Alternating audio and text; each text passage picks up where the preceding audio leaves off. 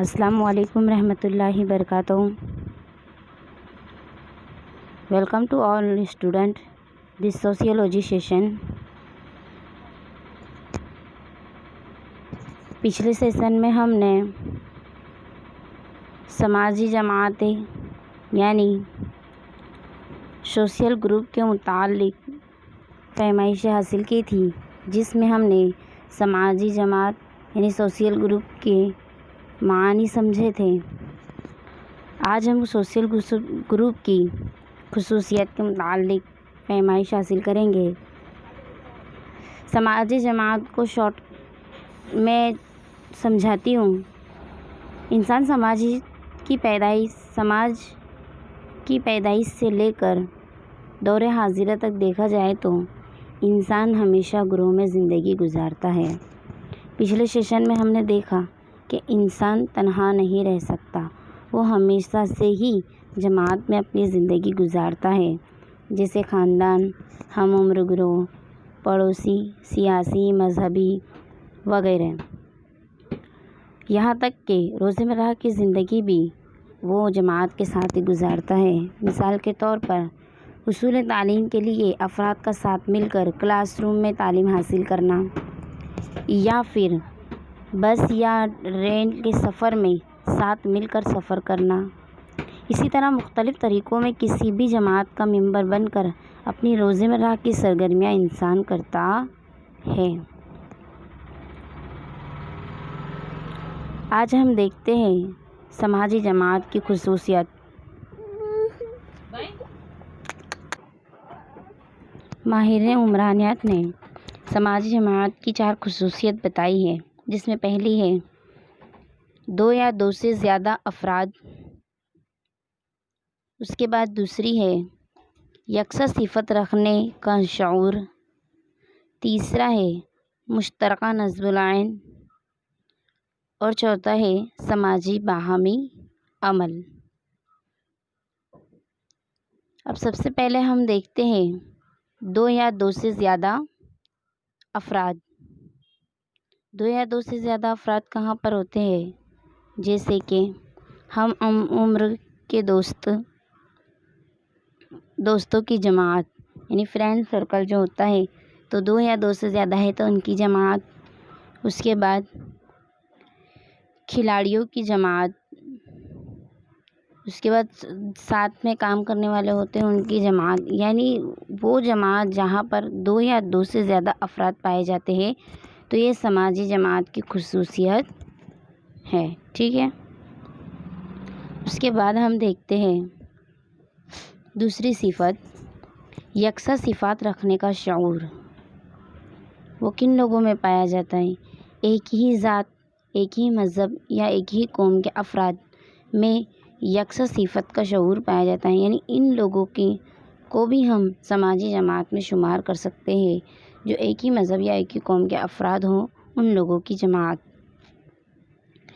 تیسرا پوائنٹ ہے مشترکہ نصب العین. مشترکہ نصب العین یعنی ایک ہی مقصد رکھ کر یا ایک ہی مقصد کو پورا کرنے کی کوشش اور کی جماعت. سامعین کی جماعت یعنی سننے والوں کی جماعت. تو تمام آپ دیکھ رہے ہوں گے یہاں پر ایک ہی مقصد، مطلب کسی کو سننے کے لیے ہی یہاں پر جماعت بنی ہے. تو ایک ہی مقصد یعنی مشترکہ مقصد، مشترکہ نصب العین. تو کون سی جماعت ہوگی؟ سامعین جماعت، یعنی ایک ہی مقصد کو رکھ کر جو جماعت سامعین جماعت ہے. چوتھا پوائنٹ ہے سماجی باہمی عمل. صفائی کی مہم میں کام کرنے والے لوگ. سماجی باہمی عمل یعنی سماج کے لیے کام کرنے کے لیے جو جماعت تیار ہوتی ہے تو سماجی باہمی عمل میں اس کو شمار کیا جا سکتا ہے. تو کون سی ایسی جماعت ہے جو سماج کے لیے کام کرتی ہے؟ تو صفائی کی مہم ہے، دان دینے والوں کی مہم ہے، اناتھ آشرم یا ودھا آشرم میں کام کرتے ہیں ان لوگوں کی مہم، مطلب جو سماج کے باہمی عمل کرتے ہیں وہ لوگ.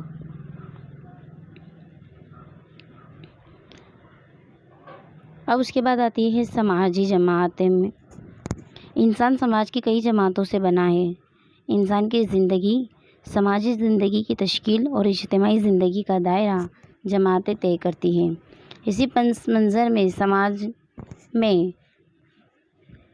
چند جماعتیں نظر آتی ہیں،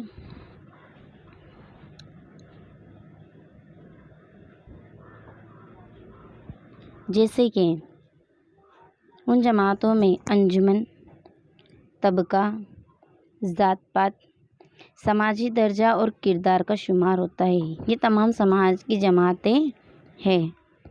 سب سے پہلے ہم دیکھتے ہیں انجمن۔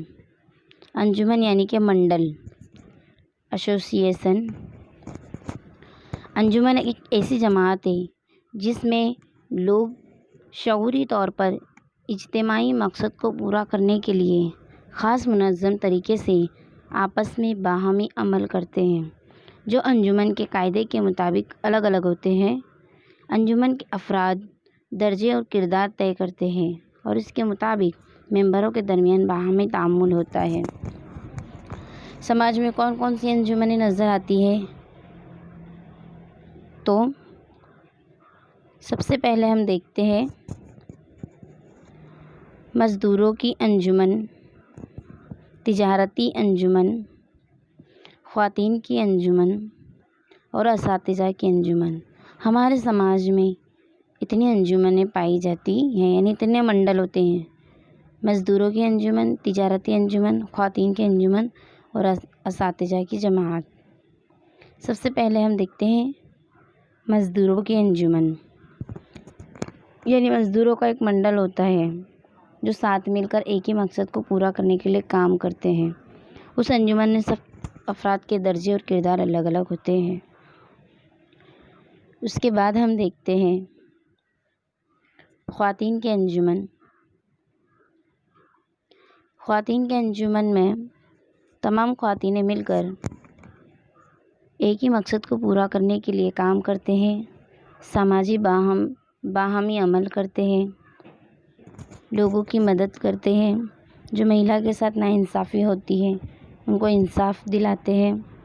جیسا آپ یہاں پہ دیکھ رہے ہوں گے، انڈین لیڈیز ایسوسیشن کی مہیلا ہیں۔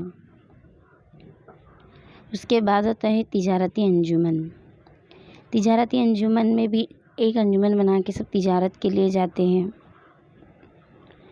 اس کے بعد آتا ہے اساتذہ کی جماعت۔ اس طرح تمام جماعتیں، سماج کی تمام انجمنیں سماج کی انجمن یا سماج کی جماعتوں میں ان کا شمار ہوتا ہے۔ اس کے بعد ہمارا دوسرا پوائنٹ ہوتا ہے، دوسری جماعت ہے طبقہ۔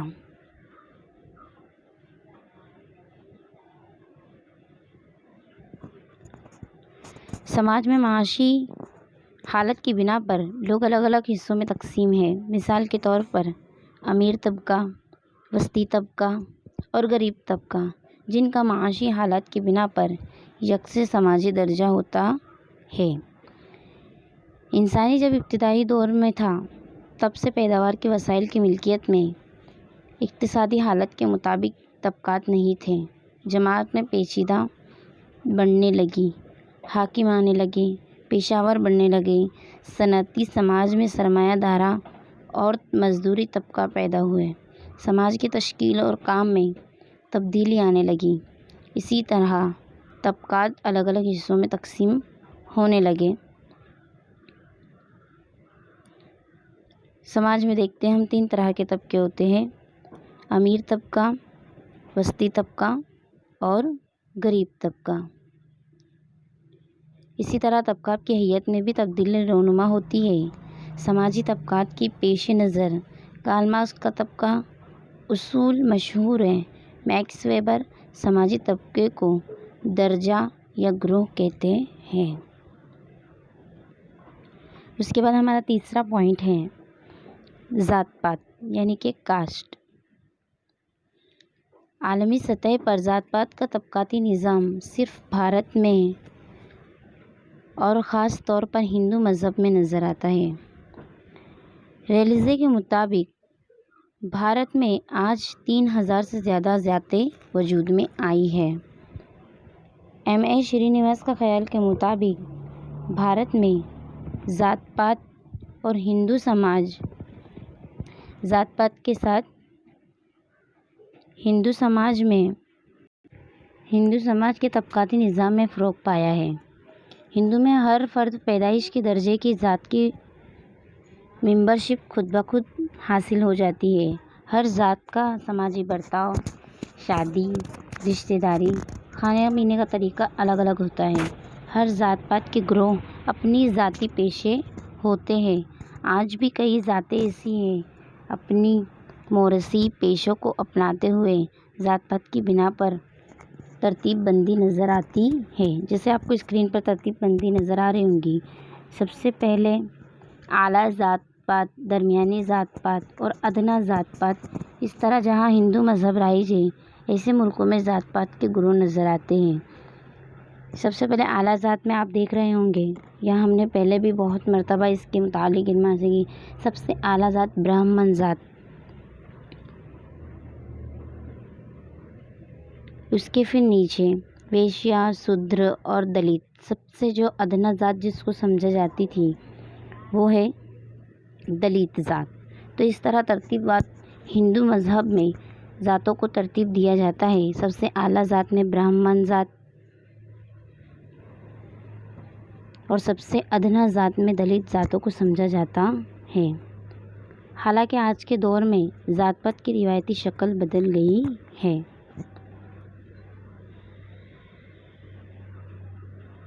फिर हमारा चौथा पॉइंट है समाजी दर्जा और किरदार।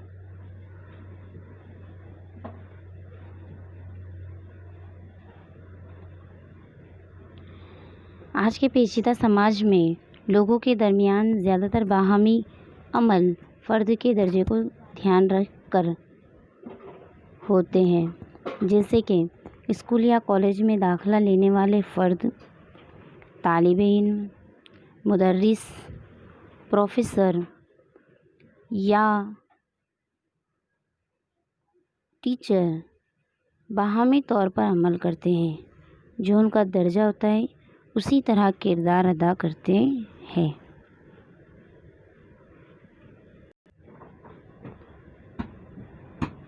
स्कूल में तालीम हासिल करने वाले प्रोफेसर हो, तालिब इल्म हो, मुदर्रिस हो, टीचर हो, ये समाज में काम करने वाले लोग हो या किसी भी संस्था या अंजुमन में काम करने वाले लोग हो, हर इंसान अपने समाजी दर्जा के मुताबिक अपना किरदार अदा करता है।